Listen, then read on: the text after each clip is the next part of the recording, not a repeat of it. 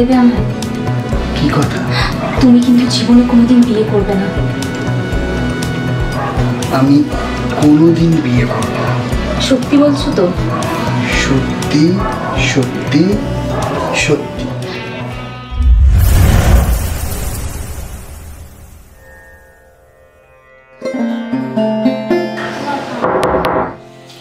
বৌদি, ও বৌদি, আরে দরজাটা খোলো না বৌদি।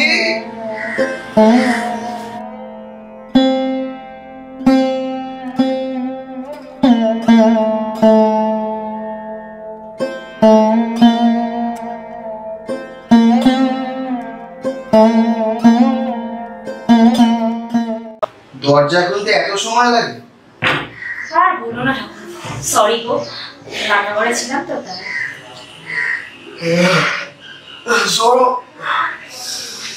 খুব ক্লান্ত লাগছে বৌদি।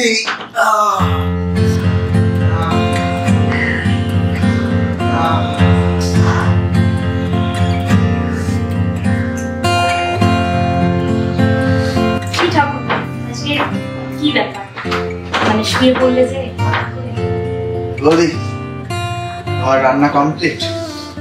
না, ভাতটা হয়ে গেছে, একটু তরকারি বাকি আছে। কেন গো? না এমনি জিজ্ঞেস করলাম। বৌদি, একটু ঠান্ডা জল খাওয়াবে? খুব টেস্টটা নিয়েছে। আরে দোকান থেকে না জলটা খাওয়ার সময়। ও কি বাবা, তুমি খেয়ে নিয়ে গেছো। ঠিক আছে, তুমি বসো, আমি জল দিচ্ছি।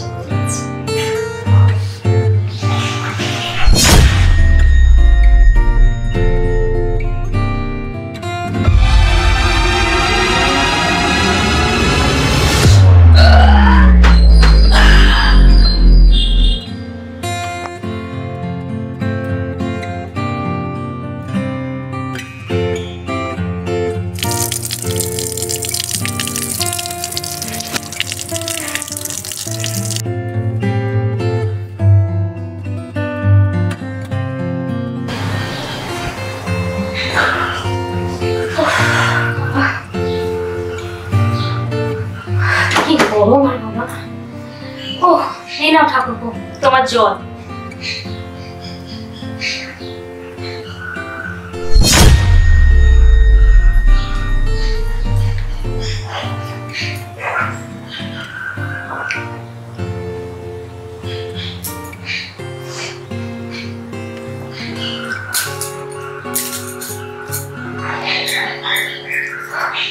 তো বলছিলাম কি ঠাকুরপো, বিজনেস ভালোই যাচ্ছে বলে?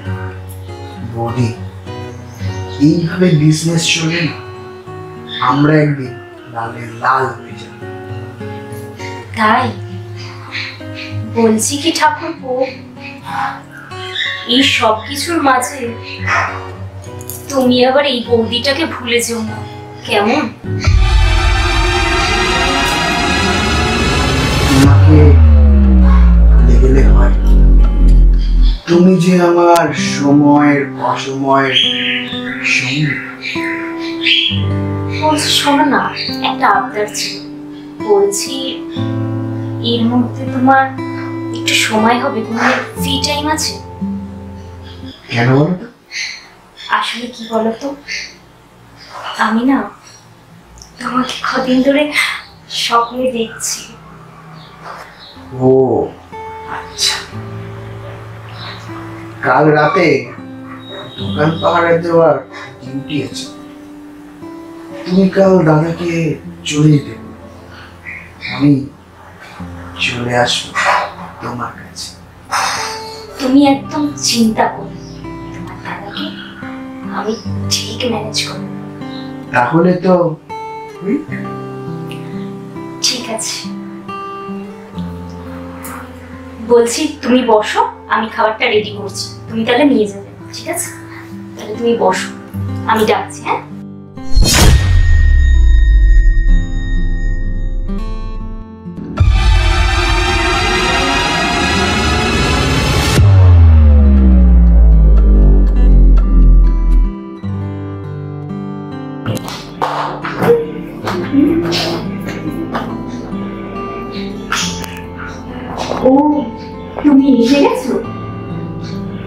বুঝলে তোমার দাদাকে ফোন করেছিলাম, তোমার দাদা বললো কাল রাতে ঠিক ডিউটিতে চলে যাবে, তাহলে সময় মতো চলে এসে।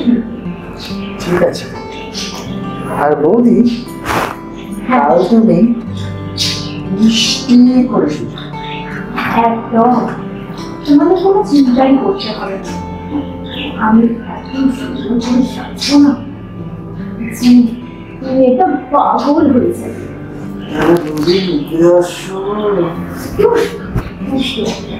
শোনো, এখন সব খাবো, যা হবে কাল রাতে দেখা যাবে। এখন এই জন্যই তাকে করে যাও তো।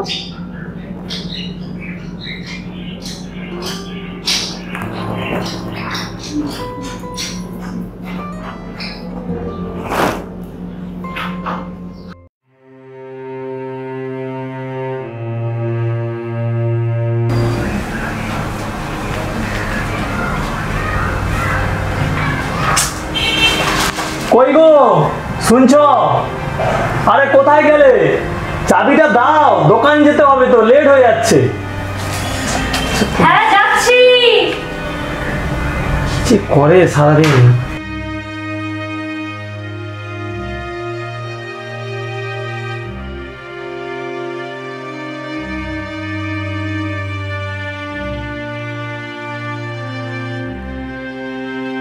এই নাও তোমার চা। বলছি শোনো না, বলো শুনছি। কদিন ধরে তোমাকে একটা কথা জিজ্ঞাসা করবো বলে বলাই হল না। বলছি আমাদের ভাইয়ের তো একটা বিয়ের ব্যবস্থা করতে হবে না? ও বড় হয়েছে, তা তুমি কি বলো? আচ্ছা, তোমার ভাই কি বলেছে? ও কি বিয়ে করতে চায়, জেনেছো সেটা? না না, আমি ওর জন্য একটা সুন্দর মেয়ে দেখেছি। আচ্ছা, ওরও তো কোনো পছন্দ থাকতে পারে, তুমি নিজে থেকে কেন দেখেছো? আরে আমরাও দাদা বৌদি, আমাদের তো একটা ভাইয়ের প্রতি কর্তব্য আছে না?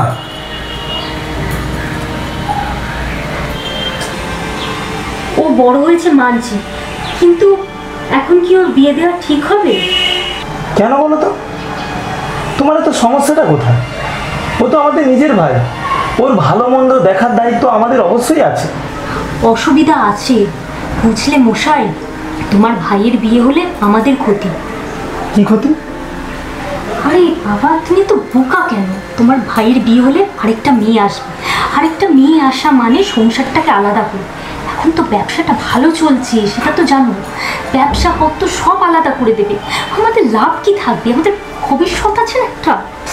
সেটা না আমি বুঝলাম, কিন্তু পাড়ার লোক পাঁচ কথা বলছে, সেটা কি ভালো লাগবে বলো? আরে ওসব নিয়ে তোমাকে কিছু ভাবতে হবে, আমি ঠিক সব কিছু ম্যানেজ করে দেবো। ঠিক আছে, তুমি যেটা ভাবছো সেটাই করো। আর শোনো, তোমার ভাই যেদিন নিজের মুখে বিয়ের কথা বলবে সেদিন দেবে, কোনো তো অসুবিধা নেই। এখন এসব ভুলে যাও, বুঝলে? বেশ, তাই হবে। সরো সরো, আমার দেরি হয়ে যাচ্ছে।